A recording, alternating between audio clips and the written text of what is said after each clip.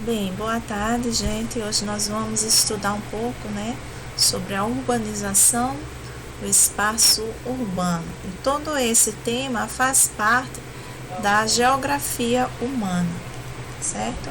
Então anotem aí no caderninho de vocês, para a gente poder acompanhar o conteúdo bem direitinho.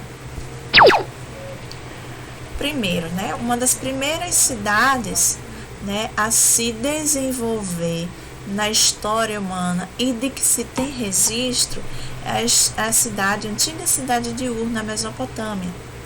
Então, as cidades-estados, elas eram bem fortalecidas, como você vê na imagem, tem os muros que eram praticamente fortalezas, onde soldados revezavam dia após noite a segurança, dessa cidade. E quem vivia dentro dos muros dessa cidade? Nos palácios, os reis, toda a parte da realeza, e nos becos, em cidades mais, casas mais pobres viviam as pessoas da classe média, e também existiam os moradores de rua. Então, a cidade-estado se formou na Suméria de Ur, que tem como significado templo, conhecido como Ziggurat. Então, essa era a origem, se deu início à cidade de Ur a partir desse templo fortificado. Passando aí, a gente vê como eram as cidades egípcias, as cidades mais antigas. Tinha sempre construções formadas por rochas sedimentares. Como estavam muito próximas ao deserto, essas rochas sedimentares são do tipo de arenitos, certo? Então, arenito é uma rocha sedimentar muito presente em áreas de deserto. E por isso que as cidades, as casas, tinham essa coloração mais pálida, Ur, aqui é outra imagem de achados históricos e geológicos da cidade de Ur. Urbanização. Então, o que é que vem a ser esse processo ou esse nome chamado de urbanização? Urbanização é a transformação dos espaços naturais e rurais em espaços urbanos. Então, concomitantemente, pelo deslocamento de um grande contingente de pessoas que saem da área rural para os centros urbanos, acontece o quê? O êxodo rural. Então, de um lado tem o êxodo rural, que é a saída das pessoas do campo para a cidade, e do outro lado, nas cidades, nós temos o boom urbano, ou o inchaço urbano, que no caso do Brasil, começou-se a ter esse grande volume de pessoas saindo da zona rural para as cidades a partir da década de 50, com a mecanização da agricultura.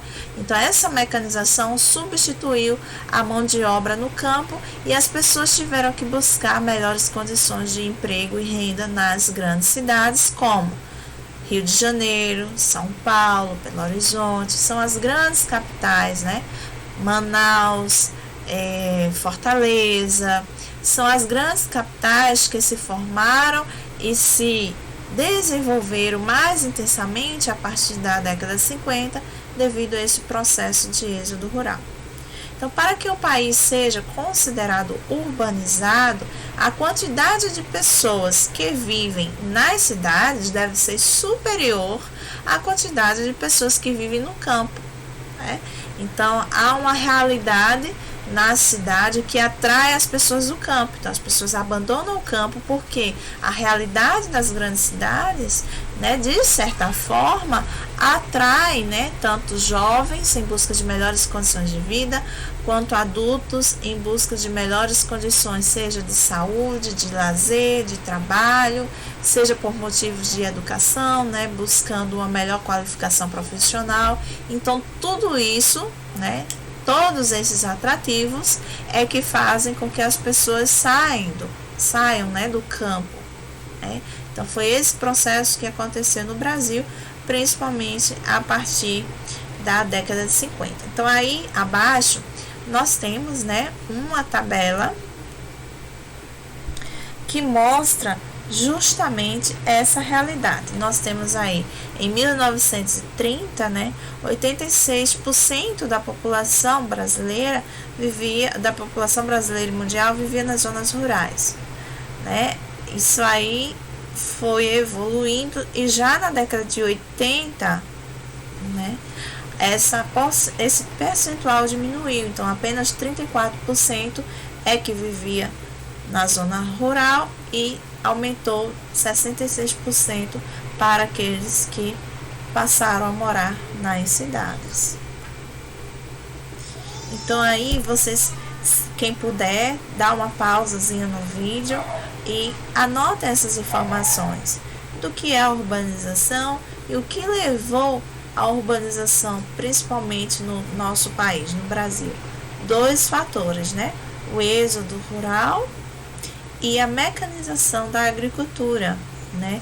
Transformações no campo, ou seja, o campo foi invadido pelas máquinas e muitas pessoas perderam seus postos de trabalho no campo. Já fizeram print? Ok. Depois vocês retornem ao vídeo, façam a revisão. Então vamos lá. Vejam só, essas imagens, né, é uma evolução. Esses quadrinhos, imagens em quadrinhos, revela o que de fato aconteceu, né? A natureza, inicialmente intacta, depois evoluiu para os meios de transporte, né, que se transformaram, trazendo informações de outros lugares, trazendo a modernidade, e aí começaram a construir, né, casas ao redor dessas ferrovias, passou-se com maior quantidade de moradores em torno dessas ferrovias, a necessidade de infraestrutura, abertura de mais estradas, e aí a cidade foi evoluindo. Então, a partir do 6º quadrinho aí, nós temos uma evolução de fato, né? Um crescimento da cidade em torno de algo que é a estrutura urbana, a infraestrutura urbana. Então, as infraestruturas urbanas, como estradas, rodovias, ferrovias, lojas, comércios, supermercados, escolas, hospitais, são equipamentos urbanos ou fazem parte da infraestrutura urbana e que atrai as pessoas para morarem nas cidades. Então, no final, né, nós temos aí no último quadrinho, nós temos aí já motocicletas, postes de alta tensão que trazem eletricidade, que traz o semáforo, que traz o carro, que traz o trânsito em si, né? Você vê que o trânsito começou com a carroça, lá em cima no 3º quadrinho, e no final nós temos um trânsito mais intenso, movimentação de pessoas, de mercadorias, o comércio já bem fortalecido em torno desses equipamentos urbanos. O processo de urbanização. Então, a partir desses dados, nós podemos concluir, né, que existem 2 conjuntos básicos de fatores que condicionam a urbanização, certo? Um deles são os atrativos. Atraem as populações para as cidades, né? E os repulsivos, que é os que repelem as pessoas do campo. Então, vamos ver essas duas diferenças, nós precisamos observar. Então, nos países com industrialização mais antiga, que são os países europeus, né, que tiveram aí a revolução agrária já no início do século XIX e a mecanização no campo, há uma atração maior, né, das populações, houve uma atração maior. Já nos países com industrialização recente, então a urbanização ela foi mais tardia, né? Demorou as pessoas deixarem o campo, demorou a se desenvolver esse processo de urbanização, que só se deu a partir do século XX. Né? Antes, o coronelismo, ou seja, homens e famílias que chefiavam e comandavam o campo, né, conseguia fazer com que houvesse uma dinâmica social no campo e as pessoas ficavam presas, né, a essas famílias por motivo de morarem nas terras ou por motivo de trabalho. Então existia o que? O mandonismo político, né? Os coronéis, além de mandarem nas terras, mandavam também o poder político local. Com isso havia uma concentração de terras. Faltava então uma falta, né, de política governamental para o pequeno produtor, ou seja, de leis trabalhistas rurais que fossem mais fortes, que consolidasse o homem do campo para que ele continuasse no campo. Então as leis trabalhistas foram sempre muito frágeis. Então o homem do campo se viu obrigado ao êxodo, né, a sair da sua terra, deixar a sua casa e ir em busca de melhores condições de vida. Aonde? Nas cidades. Ok? Então vamos passar aqui, vamos para frente. Zona rural, né? Então aí nós temos um exemplo, né, do município de Goiânia, no centro-oeste do Brasil. E aí nós temos a zona rural já muito bem reduzida e a zona urbana já bem fortalecida, né? Temos aí cidades que se juntam e ficam muito próximas e a gente às vezes não sabe onde termina uma cidade e começa a outra. Então, quando ocorre esse processo, chamamos de conurbação urbana.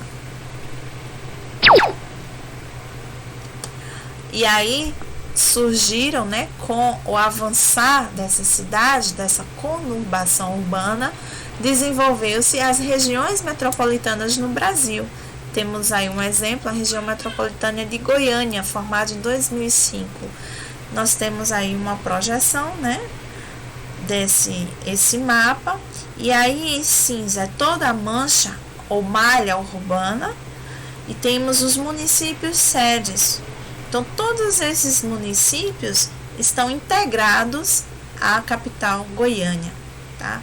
Estão totalmente integrados. Então, essa intensa integração entre os municípios, integrado tanto do ponto de vista da circulação de bens, serviço, pessoas e também infraestrutura urbana, permite a origem desse conceito de metrópole.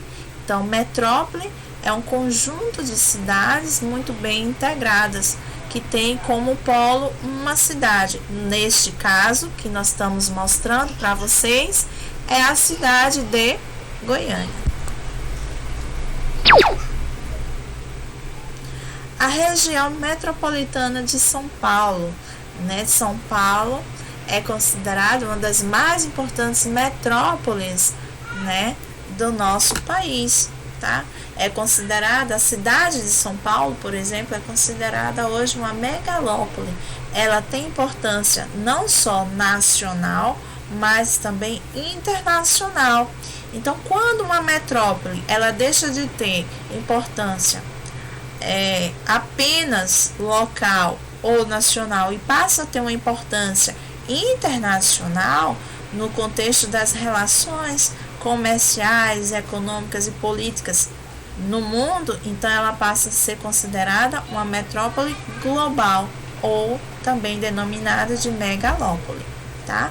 Então nós temos duas principais metrópoles que podem ser chamadas de metrópoles regionais, Rio de Janeiro e São Paulo, mas só São Paulo é que, além de ser metrópole regional, ela também é uma megalópole, tá? Classificação de população e população rural. Existem 3 critérios, né, para diferenciar população urbana de população rural.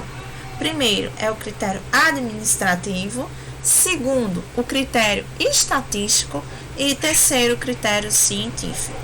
O critério científico é aquele conceito que é debatido nas universidades por professores e estudantes, tá? Já o critério estatístico é utilizado pelo IBGE e pelos organismos que estudam a população. Já o critério administrativo é utilizado pelos governos para a execução das políticas públicas. O critério administrativo. De acordo com o critério administrativo, toda sede do município é uma cidade. Então, quando falamos cidade de São Miguel, então a cidade de São Miguel é também a sede do município. Não vai ser a Amarela 1 nem 2, nem vai ser Sítio Itaipu, nem vai ser Maravalha, entre outros, nem Corredor. Então, a sede do município é a cidade em si. Ok? Tem esse conceito, fica mais fácil, né? Vamos lá para o outro conceito. Então, o critério administrativo é o critério adotado no Brasil pelo IBGE. E o que é o IBGE? É o Instituto Brasileiro de Geografia e Estatística. É quem estuda, né, os índices, as taxas, a evolução da população brasileira como um todo, em seus aspectos também, população negra, população branca, população parda, né, que se auto-intitula, o número de domicílios que existe em cada município, faz o censo agropecuário também, então tudo isso é de responsabilidade do IBGE. O critério estatístico. De acordo com o critério estatístico, a população ela é considerada urbana se reside em uma aglomeração com população superior a certo número de habitantes, de 2.000 e 5.000, respectivamente. E é considerada rural a que vive no campo ou em aglomerações com população inferior às anteriormente citadas. Ok? Países como França e México também aplicam este mesmo critério. O critério científico. Para o geógrafo, né, o critério administrativo e o critério estatístico, eles são falhos e considera urbana apenas a população que habita aglomerações em que a maioria da população ativa, radicada nela, exerce atividades econômicas secundárias e terciárias, sendo considerada rural aquela população em que a maioria da população ativa ou em idade para trabalhar exerce as atividades primárias. Então, eu já falei para vocês em outras aulas que o que são atividades primárias ou quais as atividades primárias que estão alocadas ou situadas no setor primário da nossa economia. É o extrativismo mineral e vegetal, a caça, a pesca e a agricultura, tá? A agropecuária de subsistência também, tá? A pecuária de subsistência também entra nesse critério da população rural. Então, para o geógrafo, para mim que sou professora de geografia, o que é a população rural? É a população que vive dessas atividades, sobrevive, tem como principal meio de subsistência as atividades primárias, né? Voltadas para caça, pesca, extrativismo, criação de animais para subsistência, né? E também a agricultura de subsistência, agricultura local, ou também chamada agricultura familiar. A urbanização e o crescimento urbano. Então, nós temos aí, por décadas, né, como se deu a mudança do meio rural para o meio urbano, ou seja, a transferência ou a mudança de pessoas, o êxodo rural, a saída de pessoas do campo para a cidade. Então, essa urbanização, como eu falei para vocês, mais intensamente, né, iniciou-se na década de 50, mas há registros também na década de 40 e foi se prolongando intensamente até a década de 80. Tá? A partir da década de 80 houve realmente um boom, que é o crescimento urbano. Nós tivemos de 3%, né, da população rural na década de 40, 50 a 5%, não é? Então, no meio urbano nós tínhamos 5% da população total e no meio rural 3%. Isso reduziu bastante. Hoje nós temos, né, quase uma equivalência. E por que isso? Na 2010, porque as cidades elas já não comportam e não mais garantem o sustento total de todas as famílias. Então, muitas famílias que deixaram o campo há muitos anos atrás estão retornando, né? Já pessoas que já se aposentaram, né? E agora querem um descanso. Porque essa evolução do crescimento urbano acompanha também a evolução e o envelhecimento da população brasileira. Então, quanto mais idosa a população, né, essa população mais idosa, ela procura mais o campo para descanso, para passeios. Então, é por isso que há um crescimento urbano, há uma urbanização inicial, mas há uma desaceleração desse processo de urbanização. Ok? Pronto. Então, ó, a urbanização brasileira, né? A rural foi diminuindo, pelo gráfico mostra isso, né? A rural foi diminuindo, a população que vive no campo, em contraposição que a população urbana foi crescendo progressivamente. Então, no norte, né, região nordeste, tá bom? Ó, na região norte e nordeste, que até a década de 50, muitas pessoas moravam no campo, a partir da década de 50, a população urbana cresceu, é isso, e a população rural foi diminuindo. Então, ó, nós temos lá, nos anos 2010, uma população de 73% de pessoas morando na zona urbana, na região nordeste. No sudeste, esse volume é muito maior, né? Porque a concentração urbana no Brasil, ela foi mais intensa sempre na região sul, sudeste e centro-oeste.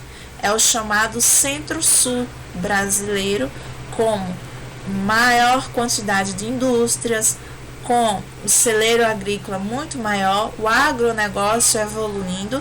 Então, todos esses fatores, né, esses setores de economia, atraíram muito mais nordestinos e pessoas da região nordeste para as suas regiões. Processo de urbanização, primeiro ponto, está intimamente vinculado à industrialização. Então, isso vocês não podem esquecer jamais. Segundo, a existência das cidades é anterior ao processo de urbanização. Então, urbanização é o intenso crescimento da infraestrutura urbana, da malha urbana, tá? A expansão das cidades. Mas as primeiras cidades, como nós vimos lá no início da aula, né? A primeira cidade, já na Mesopotâmia, no Egito Antigo, já existiam cidades. Então, as cidades, elas existem anteriormente ao processo de urbanização. Terceiro ponto.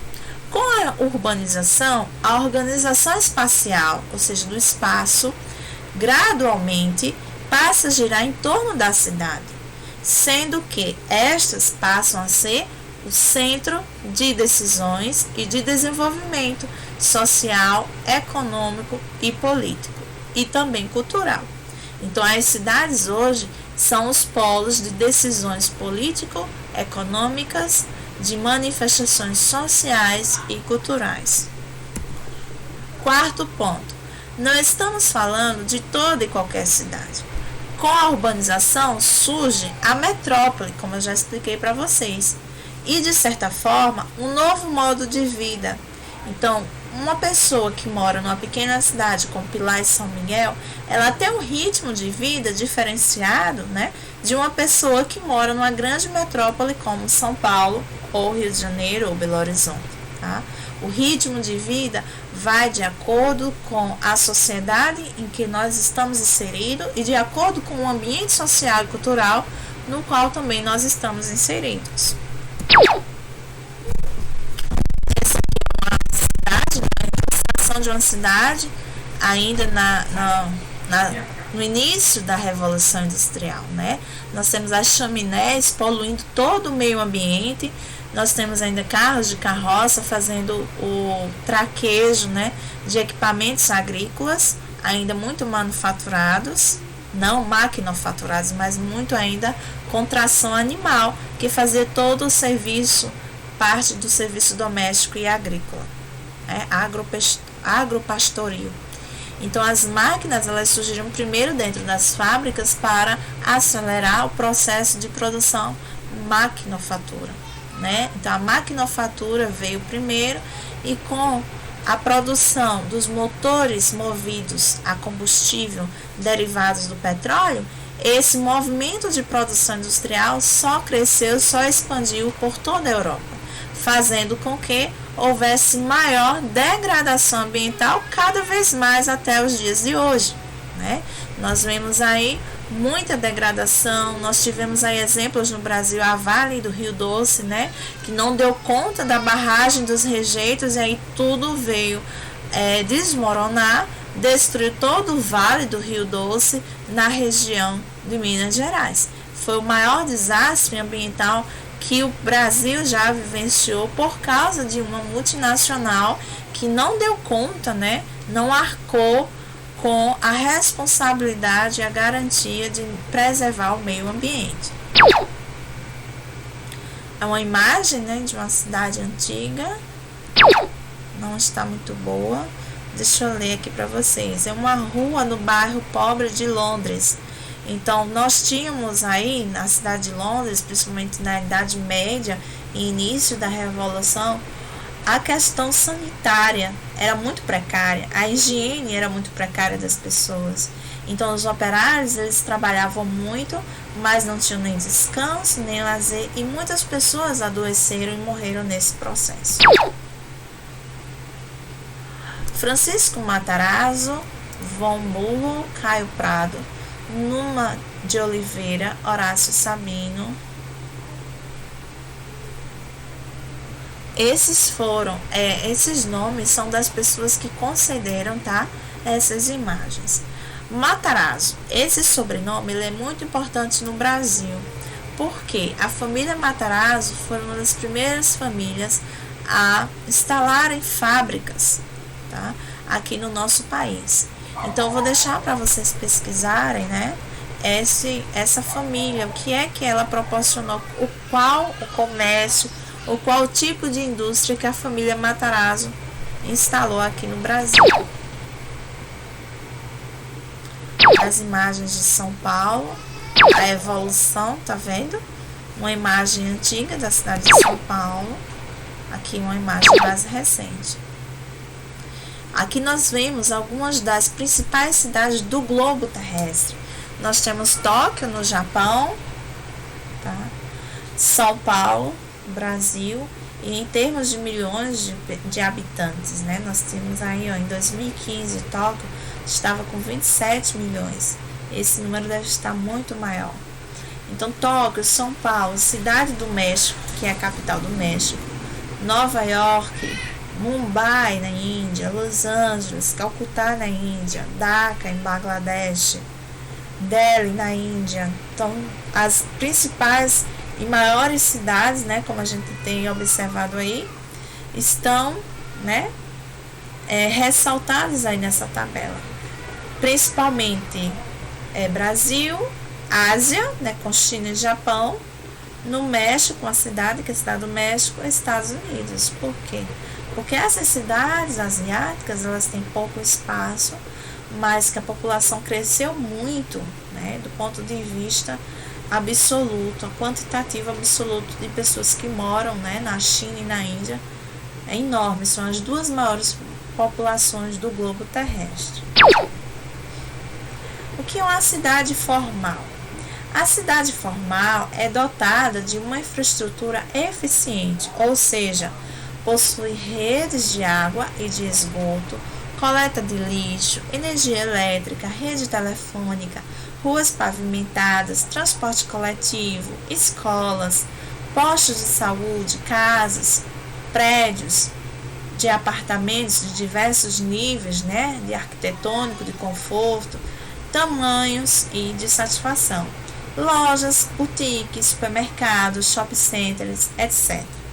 É, no geral, composta, né, tanto de bairros nobres, bairros centrais e também de classe média. Então, aí nós temos uma grande cidade aí nos Estados Unidos, tá? Então, a gente encerra a nossa aula e aí eu espero que vocês tenham guardado esses conceitos. Esse conceito aqui de cidade formal, eu também gostaria que vocês fizessem o print, né, pequenininho, e dá para vocês aí copiarem no caderno de vocês, tá? Agradeço a atenção de todos, né? Em breve nós faremos uma atividade sobre isso.